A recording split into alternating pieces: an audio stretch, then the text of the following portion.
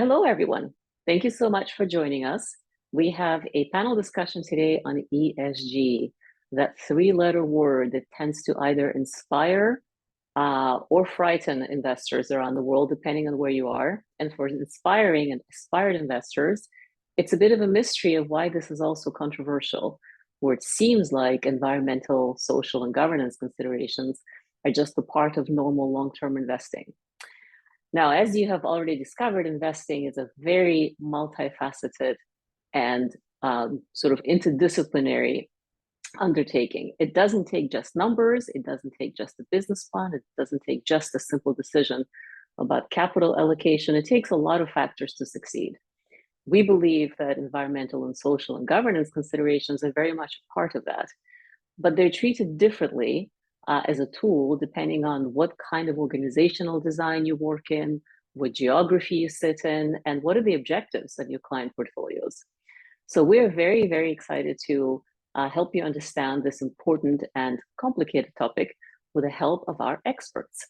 So today we'll be talking with Katie and Luca, Elena, and Francesca about their particular roles within the investment organizations they represent, how they integrate ESG into the investment discussions, why it's important, and we'll really dig into some of the more interesting and applicable aspects for young aspiring investors as you think about your stock picking competitions or investment projects. And so we hope to make this very, very useful.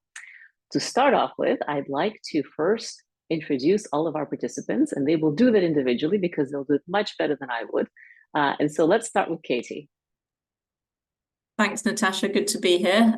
So my name's Katie Ahmed. I work for Basalt Infrastructure Partners as the ESG manager. It's a standalone role, so I'm in a team of one. My background is I did a geography degree, did some modules around environmental issues and environmental risk management, but didn't know what I wanted to do at that point. Ended up in HR for 12 years, and it was only when I joined Basalt 3 years ago that I transitioned into an ESG role. There's a lot of overlap, and I could go on about this for a long time, but there's a lot of overlap between HR and ESG, particularly with the S and the G, but I've always had an interest in the E as well. So Basalt is an infrastructure investment firm, so we specialize in investing in utilities firms, communications, energy and transport. We have about $7 billion of assets under management, and the ESG role means that I'm working with portfolio companies very closely, also investors, the deal team, and the asset management team. So it's a really diverse role, and I work 3 days a week, which is great. Thank you, Katie. Thanks for dedicating your time to us today. Lucas, can I ask you to go next? Hello, everybody. Yes, I'm Lucas. I've worked in the investments industry for over 15 years. I did mechanical engineering at university. I started off investments industry as an investment analyst, and then for about 7 years, I've been a fund manager covering equities, bonds, and also external funds. The past few years, been really focused on heading up the sustainable investment team at Wesleyan. There's 3 of us in total. Range of backgrounds, kind of educations, etc. It really is kind of a skill set or broad skill set we require. And then in terms of what Wesleyan does, we're an insurance company and we manage about 7 billion of assets. It's predominantly directly invested equities and bonds. We'll come on to exactly how ESG kind of feeds into those. Thank you very much, Lucas. Elena, could you go next? Thanks so much, Natasha, and thank you so much for having me here on this panel. It's a pleasure to join you once again on these GAIN panels. It's really a pleasure. So my name is Elena Koycheva. I'm the head of ESG client experience at RBC BlueBay Asset Management. RBC BlueBay is the asset management division of the Royal Bank of Canada outside of North America. So we're really providing investment solutions to our clients that aim to enhance their returns. I have been in this role for around 2 years right now. Before that, I was the ESG Institutional Portfolio Manager within the BlueBay investment management platform. So focusing on fixed income previously, but now, of course, having a broad coverage when it comes to the various investment solutions we provide to clients on the equities and fixed income asset classes that we manage both traditionally and in an alternative setup. I had to say, right, I think that probably what has been quite interesting to me, I'm coming from a very finance-orientated background in education. I have a couple of bachelor's degrees, 3 master's degrees, all in the area of finance. But I think that what has been really important to me is that this notion of ESG is something that really kind of started as a notion when I first joined the asset management industry. I've had the pleasure of working both in Paris and in London for various global asset management firms. And so this area has really evolved over the years, and I have now the pleasure of working together with our clients when it comes to the implementation of various segregated account solutions for our client base. Separately, I have also had the pleasure of sitting a number of the qualifications developed by CFA UK, where I'm also sitting on the board there. So I'll be very pleased to share any of my broader experiences with this group. Thank you, Elena. Thank you very much. And Francesca, over to you. Hi, Natasha, and thank you again for having us on this panel. So I'm Francesca. I'm probably one of the more junior members of this panel that has been in the ESG world. So I work for Guiness Global Investors, which are a small boutique asset management company. I've been there, I think it's my 3-year anniversary this year. So I started as an ESG intern at the company and then transitioned into a responsible investment analyst role. And now I'm responsible investment lead. So I only this year have had people start working for me as a team and growing the ESG world, I guess, at Guinness. A bit about me, I went to Exeter University. I studied business and then had done various internships in the ESG world and had actually written my dissertation on sustainable investing in the investment management industry. So at the time of just before COVID and speaking to different investment managers in the industry, there was quite a varied kind of view of what ESG was and people's views on where it was going, what they thought of it. But having said that, a lot of my colleagues at Guinness, they don't study business. I know I went from the business route, but I've got colleagues that worked in kind of history, English, geography. And I think what's exciting about the role is that or in the industry in itself, you can kind of specialize or you can be more of a generalist. So if you have a strong interest in climate change, biodiversity, you've got that side. You've also got maybe more of the human management side, looking at human rights and all of those areas, or again, a generalist role where you can be looking at ESG from a company perspective over all the overarching points. Thank you very much, Francesca. So for the GAIN audience, I just want to make sure you focus on these 3 key takeaways just from the introductions. But first of all, the body of knowledge that encompasses environmental, social, and governance factors as it relates to investing is very interdisciplinary. You can see that our participants on this panel have highly different backgrounds and different paths to success and achieving the roles they have now. It's very much an intergenerational area of focus, because you can be a very experienced investor, you can be highly sort of math and finance driven, which is Elena's case, or you don't. You may also approach it from a different angle, which is much more people oriented and focusing on the social issues, or as Francesca said, on a lot of the environmental or climate change issues, if that's your passion. So there is a lot of variety within this field. And thirdly, and very importantly, the success of ESG very much depends on implementation. And every firm will use it differently for its different client objectives, asset class needs, and portfolio construction process. So I would like to actually dig into this question with our panelists in understanding better, what does ESG as a tool actually mean in your organization and for how you invest? How do you use it in terms of determining perhaps what companies you will do due diligence on and consider for an investment? Is it a screening tool? Is it more of a portfolio management and observation tool where you just measure and report what's happening in the portfolio in terms of the ESG metrics? How do you determine which metrics you use, and how do you engage with companies in the portfolio on metrics that you want to improve or see handled differently?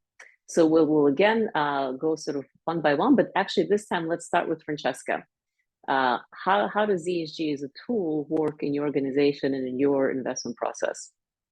Thanks, Natasha. So a bit of an overview of how Guinness is structured to relate to how my job works.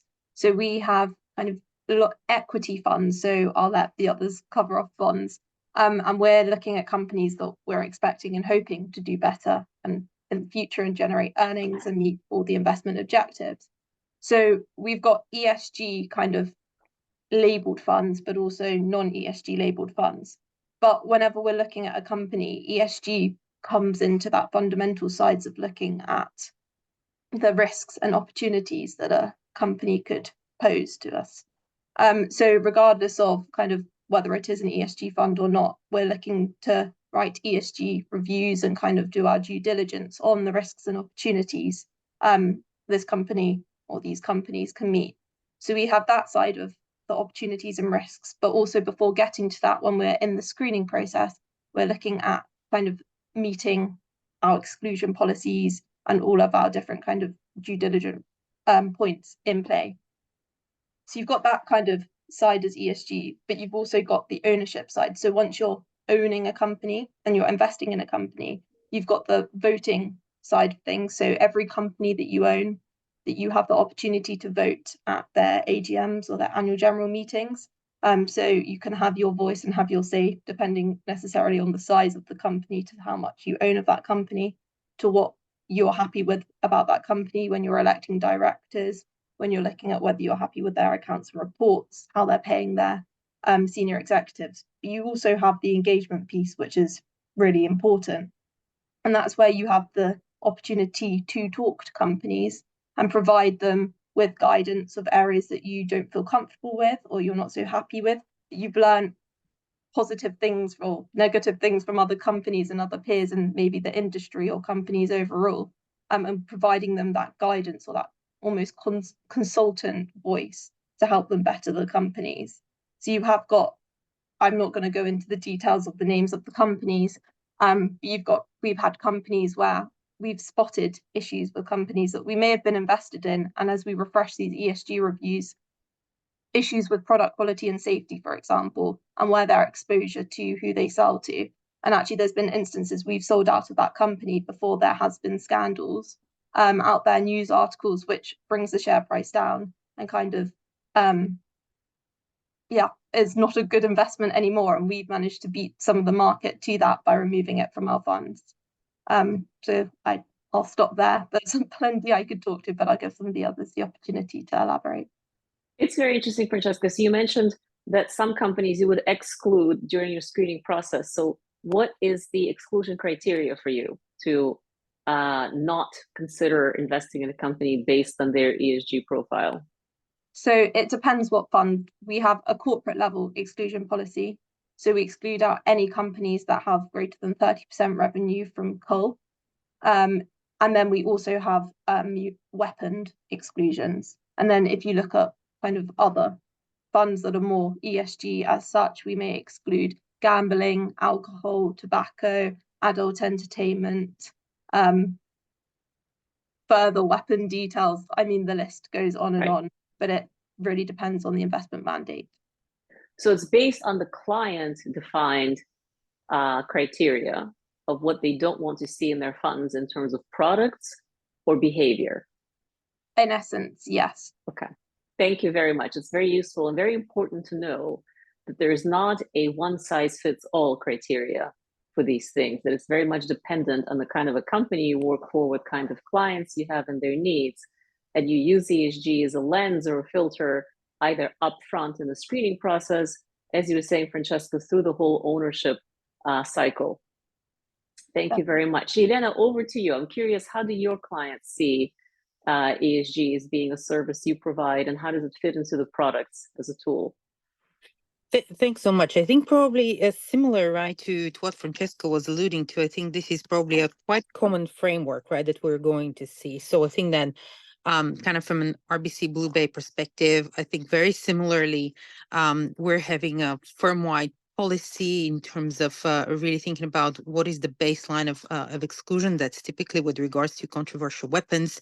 But then there is this notion of the consideration of material ESG factors, which are a common theme across both equity and fixed income strategies.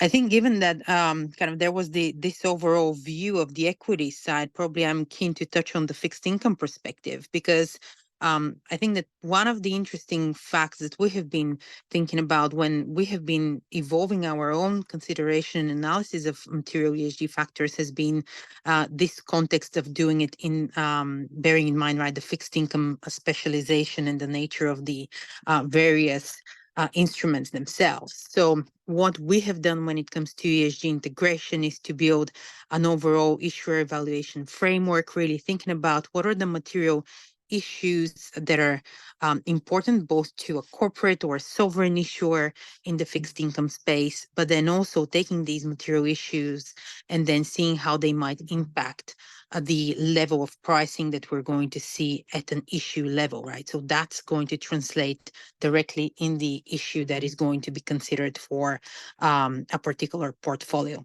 So I think that this is probably something that's quite interesting when it comes to really the differentiation of the asset classes. And maybe another point, of course, issues like engagement, of course, are going to be applicable in fixed income to a certain degree. Of course, this is once again considered in the context of the asset class where, unlike equities, right, bondholders are lenders to the borrowers in this situation. So I think that this is something that's also something to bear in mind, and what points, particularly when there are new issues or there is refinancing activity, this is where there will be, of course, a bit of a higher power when it comes to the lenders themselves. But also I think when it comes to proxy voting, of course, this is not something that is always a function of the fixed income market. So I think that this is something, once again, that people need to bear in mind when they're thinking about the different asset classes, and so which of the various ESG techniques are going to be applicable in the context of the asset class. Thank you. That's a really important highlight as well. The bondholders essentially are lending money for a fixed period of time to the bond issuer. So you need to be comfortable with what's going to be happening with your money during that period of time, because you cannot have a vote once a year the way you do as a shareholder. So you need to be much more vigilant about what kinds of risks can arise during that time period. Thank you, Elena. And Katie, over to you with the infrastructure investment lens. Sure. So I guess I'm coming from a slightly different perspective because we tend to be majority owners. So we have about 20 portfolio companies across 4 funds, and although they're all in different sectors, we try and, because we tend to have board seats, we try to get sort of the foundations in place early on. So last year we were focusing on each portfolio company, making sure they've got an ESG policy, making sure ESG is a standing item on the board agenda, making sure they're measuring greenhouse gas emissions, scopes 1, 2, and 3, considering climate risks as part of their risk register process. So because we're majority owners and we have that control position, we can really drive the ESG agenda through the board seats that we have. But also ESG goes through every part of the investment process. So it's not just, it's a screening tool, but it's also looking at due diligence. And then it'll be considered by the investment committee as well, whether it's through risk mitigation or value creation opportunities.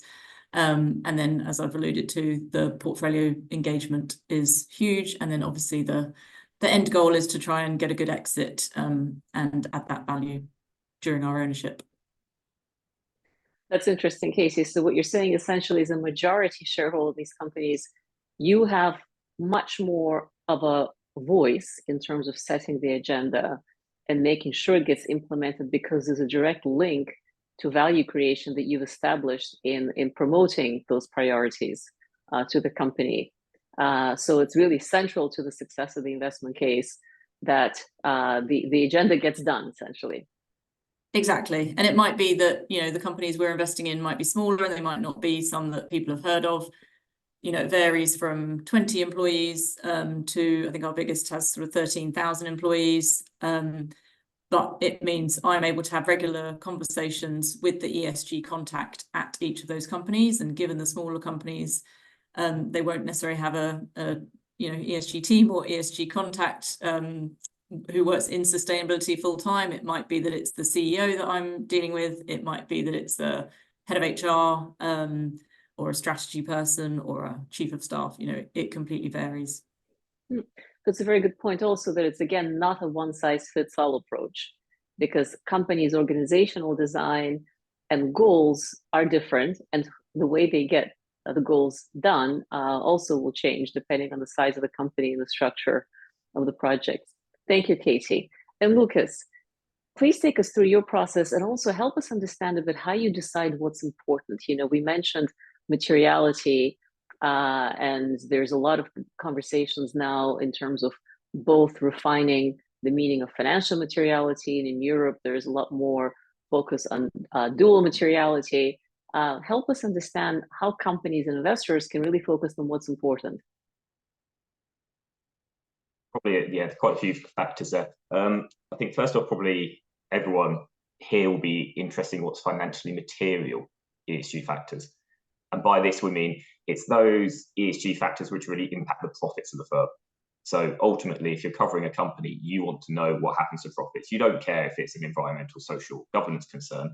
If it's impacting your returns or potentially going to impact your returns, you want to actually incorporate it into how you build your valuation for that company. Is it a buy or a sell based on all those factors which go into it?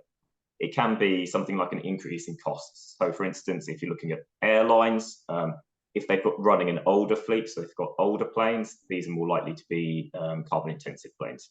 So in the future, they might face higher carbon tax.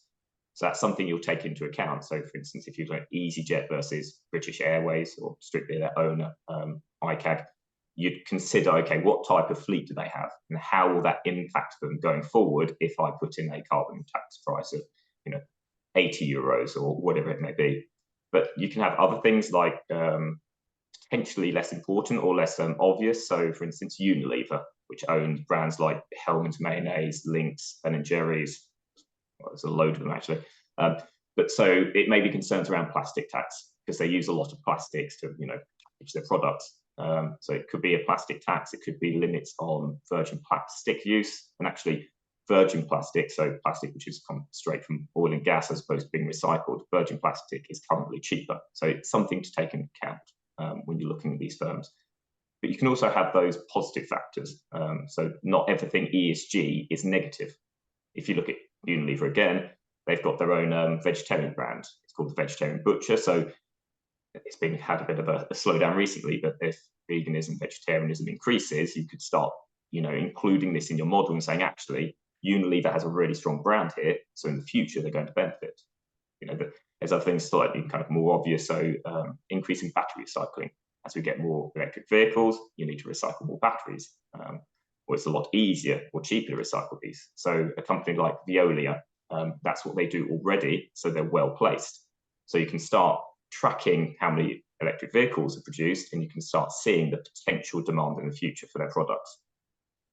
There's also a push beyond kind of just the consumer, or we can start looking more at the consumer as opposed to regulations or costs. And is there a preference for more ethically produced or sourced goods? So for instance, there's certain makeup brands like Urban Decay, Bare Minerals, who are very much kind of on that side of, okay, everything, they're not tested on animals, everything is ethically sourced. So are those type of brands going to do better in the future? So in terms of financial materiality, what we're talking about is something anybody would like to take into account when looking at a company, because ultimately it impacts the amount of money that company makes. So it's taking out that moral choice, and it's just saying, look, this is what you need to know because it impacts what you're going to do. We have things beyond that, though. So I think everyone includes financial materiality, but we do have exclusions. But then exclusions are quite personal, you could say. So for instance, we have a lot of doctors and dentists for our clients. So they think, pharmaceutical companies, so companies which produce drugs, they think they're brilliant. So it helps them do their jobs. They see the benefits for humans. However, other people might say, no, that should be excluded because they test on animals. So once you go beyond the financial materiality, I find it's very much a judgment call and personal views and how you take those into account. Lucas, maybe you can just touch on the concept of double materiality and why it's become a big issue in Europe. Yeah, in Europe, they're pushing a bit more aggressively in terms of, okay, we should be taking into account might be a word people aware of, the kind of the negative externality that companies are causing. So we are trying to put back onto a company, or when we're valuing company, what its impact on the environment, on social, which it's not actually paying for. So it's trying to take that back into account when we look at a company.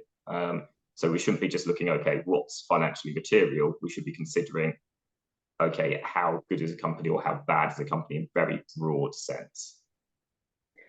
So as an example, it could be an additional angle on the company that is not captured by financial materiality because it may not be directly linked to the company's profitability in the time frame that the investor is making the capital allocation decision, but it could be something that's meaningful and probably damaging to society longer term that maybe regulators should look at, or policymakers should look at. And what Lucas said that's really important too is that because investing is inherently very forward-looking, ESG analysis has to be as well. And so even if today there is no carbon tax really, and there isn't a plastics tax, and there's talk about sugar tax, but it's not really applied, when you're considering the risks of investing in a company that has a lot of those issues as part of its business model, you have to assume certain things in the future to make an investment decision that will hold up to scrutiny and will deliver the investment results to your clients that they expect. So thank you very much for that, Lucas. That was a very helpful explanation. The next question I'd like to tackle with the panel is about technology and collecting data, because all of you have mentioned that you are looking at information, you're doing due diligence, you're monitoring companies' KPIs against your expectations. How does that actually happen? How do you get information in ESG? How is the process of tracking things getting easier with technology, or maybe not getting easier because there's just too much stuff out there? I'd love to hear from you about that. And maybe this time we'll start with Elena. Thanks so much. I think when it comes to really kind of how we're approaching data, of course, we benefit from information from third-party providers that we subscribe to. At the same time, I think what has been really important to us collectively is this important note on the assessment and the information, and of course, the access that we would have to the various issuers within portfolios. So when it comes to the overall assessment, I think from one part, when it comes to negative exclusions, we would of course consult and have various certain information feeds from third-party providers. Of course, I have to probably caveat that of course we're relying on a third party, so there will be of course any types of measures that we will be able to put in place to make sure that that information is correct, that we're having appropriate dialogue. If we spot right that anything needs to be flagged to the third-party provider. But similarly, what I wanted to touch on is that when it comes to the assessment, right, and making sure that we understand what are these material factors in terms of the analysis, we're going to be relying on our judgment in consultation with external input. But this is where we want to be in a position that we really know the companies or the issuers that we're going to invest in, and we have our own analysts that have kind of their own 20, 30 years of career in various specific fields that will be relying on their judgment as well. I think something that has been, I think, quite important over the years is the development of internal information systems. So making sure that analysis is being appropriately captured, that this is actually being then reflected into the overall judgment, right, of the financial position that we want to take in a particular issuer. And I think probably the other aspect that has been also quite important is capturing information on engagement activities. So I think that this is also an area where we have seen information development, technological advances from that perspective. And so even internally, we have been developing various tools to be able to capture that information and to make sure that this is also feeding into the assessment assessment of the issuers. Probably one last point to mention on that aspect. I think that probably when it comes, yes, we're thinking very much of the financial analysis, the investment perspective, but I think that as we talk about the development of these tools, we're also seeing the creation of various ESG-related roles within broader parts of the organization. And I think that investment technology, our data teams are certainly parts of the areas that we're seeing that there is increasing need for knowledge and specialization in ESG. That's very helpful. Thank you, Elena. And it points also to the fact that there's no one-stop shop solution where you just buy a third-party product and integrate it seamlessly and the work is done. It takes a lot of different skills and resources from the firm's pool of talent to make it work for you. And Francesca, how about in your equities process, what kind of data and what kind of technology has been helpful in getting your work done? I was about to say, with the data side of things, there's become that argument of, is there now too much data out there? Or is there still the argument that there's not enough data, or the quality isn't good enough? So the data we kind of use, if you think of how we approach our ESG process, when we're looking at what is material, we'll look at different resources to determine the materiality. So there's the SASB framework, which is the Sustainability Accounting Standards Board. So they have a great materiality map, but we used first look into what industry the company is in when writing an ESG review and looking at what's material from them. We also then use data providers that flag what they believe is material, but also go to the company disclosure documents themselves. And a lot of companies now more and more are publishing ESG reports, CSR reports, responsible reports, you name the word, it will be there. And they also, a lot of them are starting to develop materiality matrices themselves to highlight where they think is material. And then they normally discuss kind of their exposure to that risk or opportunity and what they're doing about it with the oversight. So again, yeah, we pay for data providers more because our clients also see that data. So we need to see what the data providers are putting out about the companies we're investing in to know if it's right or wrong. But also using, where possible, the company documentation themselves. And as Elena mentioned, engaging with that company. If we can't find the details or their emissions data or kind of their positive impact data or what they're doing with human management training for employees or kind of sentiment of employees, we have the opportunity to usually be able to speak to those companies and ask them these questions. And in some instances, they won't actually have that data out there, but they will say, oh, please, could you send us an example of where you have seen this? Or actually, this is on our kind of goals for the next 5 years. And you actually see there is instances where you've made that positive impact or transformation from the company of the disclosure they're producing. So it's not necessarily all about the data that's out there now, but working with those companies to get some of the new data out there. And I guess just quickly to mention as well, a lot of them use different frameworks. Again, as I've mentioned, SASB, but there's GRI, TCFD reporting, IFRS releasing different standards of where companies are following how to report. So with the climate side, which has become a lot bigger and there's been more push for companies to report on, there is the TCFD, which is the Task Force for Climate Financial Related Disclosures, if I've got those words in the right order. But it's talking about the governance structures of those companies, all the way through to the metrics and targets those companies are setting when it comes to climate change, so that we know where in that report or what, getting those companies report what is material and what is important for us as investors to be understanding from the climate perspective.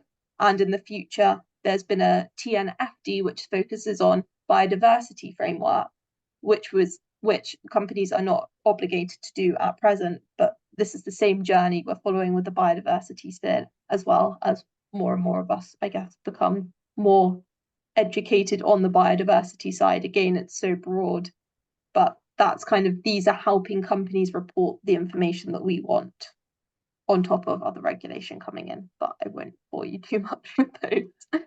No, this is really important and really interesting, because essentially you have these frameworks, the big frameworks that help investors understand financial materiality, help actually companies and boards understand what they should be looking at. And then you populate that with a ton of data. And as you said, now there's almost too much data to some extent by third-party providers. But essentially, within your firm, within the investment process, that's the starting point of the conversation with the company of what does it mean to you and where are we going with this?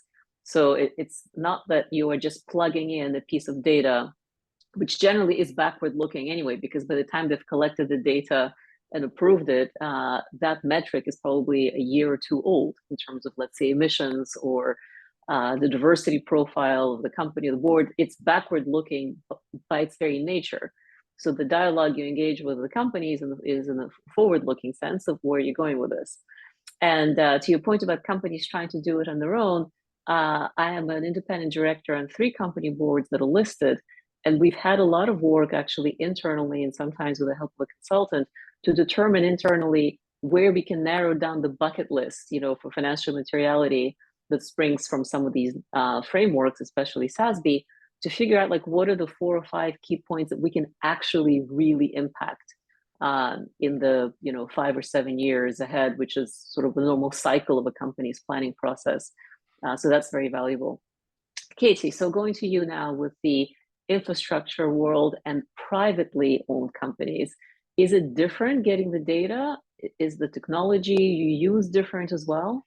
Yeah, so we don't use third-party providers for data as such. We would engage with a consultant at due diligence stage. So it will be a company that can do a deep dive into an organization, and mainly through the data room that the potential investment provides, or actually just having a conversation with management team to find out a bit more about how the company works. And we do need to use consultants because I certainly can't be an expert in all the different environmental matters in particular across the different sectors that we're investing in.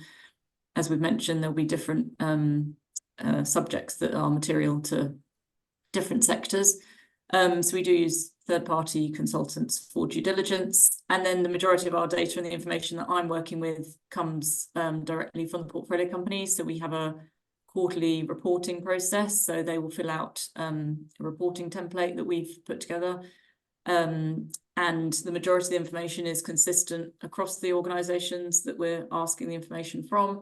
But there'll be some sort of KPIs that are bespoke to those portfolio companies based on the due diligence we've done, based on the post-acquisition review that we will put in place, and alongside the ESG strategy for each portfolio company, so that we can track and monitor progress and also report back to investors. So investors are always asking for information, and it's usually not in the same format, and it won't be the same questions. There'll be themes around greenhouse gas emissions, around gender diversity, things like that.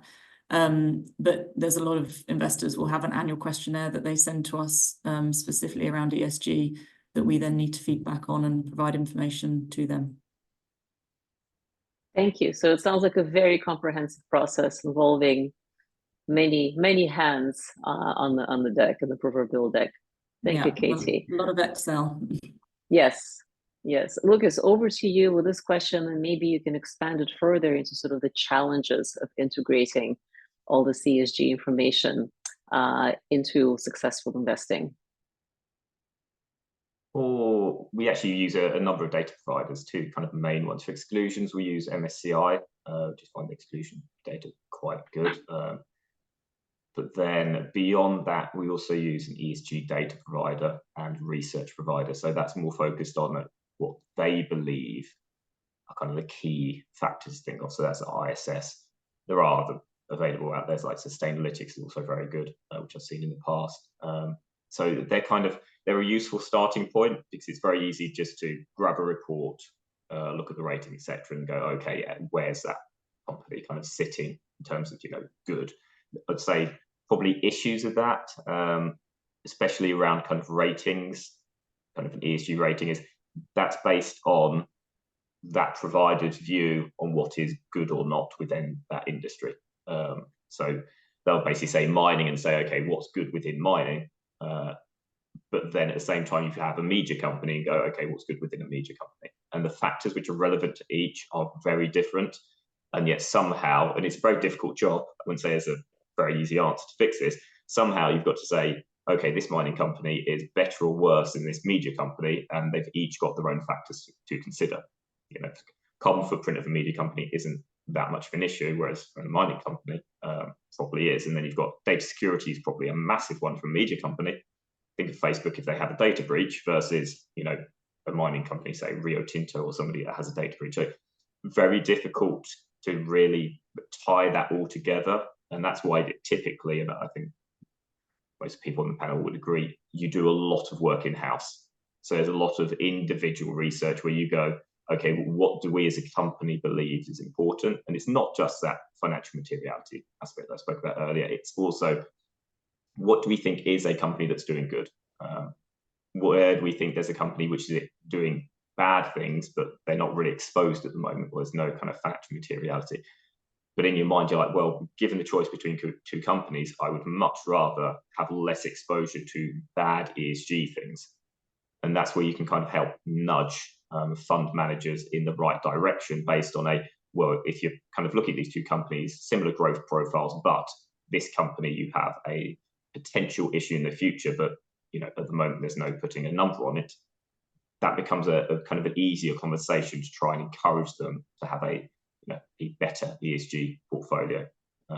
So we do a lot of research ourselves. So we'll be looking at reporting accounts of the company. We'll be looking at sustainability reports. Most large companies produce these now. And then the data is definitely getting better. But as you mentioned, there's a lot of data out there. And it's really what is important to that company. It's also, is that data reported consistently, as on a consistent basis between two companies? Are they including all the same metrics or all the same factors to contribute to their total carbon footprint? So it becomes very difficult to compare side by side, but that is improving. We are seeing regulations coming through, which is very exciting stuff, but it does make it very nice or easier for an investor to go, okay, I know the rules which have been set by the regulator. I know the rules which have been set by whichever standards body it is. If they have followed those rules, and they say they have, that means I can compare side by side these companies, and I have a very clear view on which is better or worse on that single metric. So it's definitely getting better, but you do have a soup of data at the moment. It's very difficult to put out the right data. Yeah. I think right now it's either sort of the salad bar approach, where every investor takes whatever they want from a wide array of offerings, or it's a smoothie approach where everything's blended together into some kind of a blended metric, but you're not quite sure what it means. And just for our viewers, we'll have in the show notes links to all these references that I think are very useful, you know, MSCI, ESG, and Sustainalytics, and the frameworks that Francesca mentioned. It is important, though, to realize that these are organizations that are external to the investment manager itself, right? So they are providing a service, often free, SASB, and the other frameworks, CCFD, are industry associations. They are not mandated, they're not regulatory organizations, they're part of the government, but they are part of the industry sort of ecosystem of really sort of best practices. Whereas the ESG ratings and ESG data comes from third-party providers that are commercial organizations. And so they will, of course, have their proprietary technology, much like consultants. They will have their own ways of doing things that will not be fully disclosed. So as an investor, you always have to kind of calibrate, where your comfort zone is and what you want to use. For example, MSCI ESG data, as Lucas said, will compare a company within its sector and tell you, with a kind of a rating, whether it's AAA or CCC, and you have to know what that means to you in your investment process if you're investing in that sector. Because if you're not investing in oil and gas, then the AAA company in the oil and gas sector to you is still a no-go. Whereas Sustainalytics will give you an absolute score from 0 to 100, 100 being the highest, and it will look across industries to see what companies are best, as a standalone. So obviously, no fossil fuel company will be ranked highly in that sense. So it's important to understand the different process.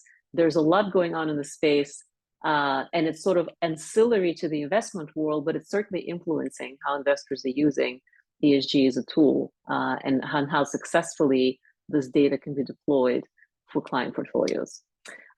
We have actually only a few minutes left. This has been a great discussion. And I'd love to wrap it up by actually asking each of you for suggestions on how students can further develop their knowledge, what they can read, what do you read to stay up to date in this fast changing field. And can I start with Katie? Sure. So there are things like free daily newsletters and things, emails that you can get. So I like edi.net, edie.net. It's not specific to financial services, so it's, you know, it covers things like what governments have decided about ESG topics, or, you know, what the latest brand is doing that's good in sustainability. So that's sort of a nice, interesting read that's not, you're not bogged down in regulations and things like that. If you want sort of case studies and things, then by all means visit the Basalt website. We've got our annual ESG report, which includes case studies around what we've done, how we've made impact within different portfolio companies. But I guess other than that, the law firms are always very good at providing updates on regulations, but that's probably a bit heavy if you're not actually in the industry yet. And what's your everyday read in terms of financial press and, you know, just the first thing you read in the morning? I mean, I only work 3 days a week, so you know, when I come into the office or log on from home, I usually have about 100 emails in my own box that I've not read, so I have to be quite selective about what happens. Financial Times is useful for sort of headlines. You know, I know they've recently talked about things like you know, the different priorities between Europe and the US, for example, around ESG. But you know, I don't have a financial background. I've always worked in financial services, but I'm not a deal doer. I'm not doing the investments myself. So I tend to kind of keep it more generic and sustainability focused. Great, thank you very much, Katie. What about you, Francesca? I was about to say my first port of call in the morning would be the FT. That I have kind of filters set up on the ESG space, climate change space, that you can have if you have an account. And I think through universities you can get those accounts. Also, ESG Clarity and ESG Today provide ESG Today more kind of stories on companies out there. And then if there's the latest headline of regulation going on, again, that shouldn't be as heavy. They're quite good at summarizing and keeping the articles a bit shorter than some of the FT ones. And then ESG Clarity usually are a bit more technical or more focused on investment firms in the industry, or again, the regulation in more detail. I know there are some podcasts out there. I mean, even just going on Spotify and typing in ESG podcast or ESG, there's quite a few come up. I know S&P do an ESG Insider one, but there's always kind of new topics coming out, and even from some of the news providers themselves where ESG has been a headliner. I'd probably say they're the key ones. There's also like ESG courses that are free online that you can type in. I know I did like a Corporate Finance Institute one a while back, which really gives you it's very short, but gives you the real summary of what ESG is, starting from what factors consist of under environmental, social, and governance. So I'd probably say they're my key ones out there. Thank you so much. That's really useful. And Elena, you also mentioned CFA UK. I have done their ESG investing course, and I know now they have a climate investing course. Maybe you can expand on that and just also tell us what your reading list is and advice for our aspiring new investors. Of course, and I have been really kind of very pleased to have partnered with the Society of CFA UK when it came to really the development of some of these courses, and the fact, right, that we have been also able to advise on the development of the curriculum and further the development of the programs overall. So yes, kind of if I think of the offering from kind of CFA UK now, that is something that has transferred to the CFA Institute, is the certificate in ESG investing. So this is is something that is offered globally for people to develop their understanding of ESG. I would say this is probably the broader course when it comes to really the knowledge of the ES and the G. Some of the latest courses that have been published have been the Certificate in Climate Investing. So this is being offered through CFA UK. So this, as the name says, it's really focusing on climate and investing. I'm very pleased that just finished the pilot program, have passed the Certificate in Impact Investing, which is the latest kind of certificate developed by CFA UK. And this is one that focuses on impact. So this is one of the newest areas that has been developed. And so I would probably recommend to people to explore this one if they have a particular interest in this area. If I think also broadly about kind of keeping up with the news flow, I would say that from an investment management perspective, I definitely keep up with publications such as Ignite, Citywire, Investment Week, and I'm sure, right, we also mentioned, right, some of the main publications, which are really kind of asset management specific, are going to pick up news related to ESG from this investment management angle. And then separately, I would also say that something like The Responsible Investor is going to be good, and also some of the podcasts. So I think Jason Mitchell from Man Group is also doing quite a good job. And lastly, of course, I think both, right, Katie, Francesca mentioned, we as investment management firms are also publishing quite a lot of information, particularly BlueBay and RBC BlueBay are having various insights available on our website. Also, not only asset class specific, but also in the area of responsible investment. So I would encourage people to have a look there. And I think, yes, the various reports that are produced are also giving a quite good insight into how regulators are thinking about the area of ESG responsible investment, but also how asset managers are structuring their activities. And so I think that this is also a good resource to see how asset managers are presenting their activities. It was great. Thank you very much, Elena. It's a very rich field of content, and a lot of it is self-learning. And actually, the CFA UK course is self-paced, and you take an exam online after. So I highly recommend that, especially for the students who are at the end of the university studies or doing their masters. It's very complementary to your mainstream investment skill set and additive to pretty much anything you do in finance, I think, these days. Lucas, your final words of wisdom before we wrap up. Jimmy's like mirror what everyone said so far. I think a really useful resource is looking at the asset managers throughout those. Katie mentioned Elena. It's they are already producing information for you, and the real key about that is it's showing you exactly how it's applied within an investment context already. So it does a lot of the hard work for you. So that's a great place to go. You can pick any number of asset managers out there. Just kind of more broadly, there's some which give some useful information, kind of more investments focused. So UBS Asset Management, you've got Paul Donovan there, who's very good. He kind of gives a daily update. Stephen Bell from, it's now Columbia Threadneedle. He gives a weekly update about what's happening in financial markets. So it's quite quick videos and they're very useful. In terms of podcasts, on the BBC, you've got The Climate Question and Costing the Earth. If you just want something to kind of listen to on the move, that's quite useful. But I'd say, yeah, from what everyone's mentioned, it's also just, I'd say any information around companies and ESG topics, or not even just companies, just general ESG topics, it can be relevant. It's just the key to your own understanding is making that relevant to whichever company you're looking at. So if it's a company like Diageo, which is a drinks company, maybe you'll look into water scarcity or alcohol use or those type of things, and then try to bring that back to the investment case. Those are all great points.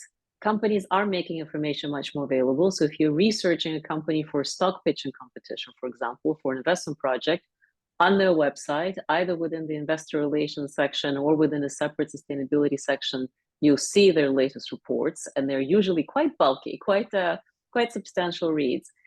Investment managers also will give you very detailed reports on what they're doing within each asset class. I'm a retired partner from Capital Group. We've come a long way in reporting and what we report as well. So on our website, you'll find the 2023 ESG study where we actually surveyed something like 1,200 investors around the world in 25 different countries, in fact. And we actually put out, what their preferences are, how they're adopting different types of ESG tools and guidelines. So it gives you a sense of the variety and sort of the geography of ESG as it's evolving in different markets. So there's lots to do, there's lots to learn, lots of ways to apply ESG to investing. I think our panel has really highlighted the fact that it's very multifaceted and you can approach it from really different directions, which is what investing is all about. There's not one right answer to one standard question. Even when we're talking about valuations, what's a company worth? Is the share price high or is it low? This is why the industry exists, is that everyone tries to approach that question from a different angle based on their client needs, based on their skill set, and what they can deliver for client outcomes. So thank you very much to this panel. We will have lots of show notes because there were so many interesting references to publications and data providers and sort of content. So please have a look at that. I hope you found it useful. I certainly found it very enjoyable, and I'm really grateful for the time our panelists spent discussing this important topic and supporting GAIN. Thank you. Have a great day. Thank you very much. Thanks. Thank you.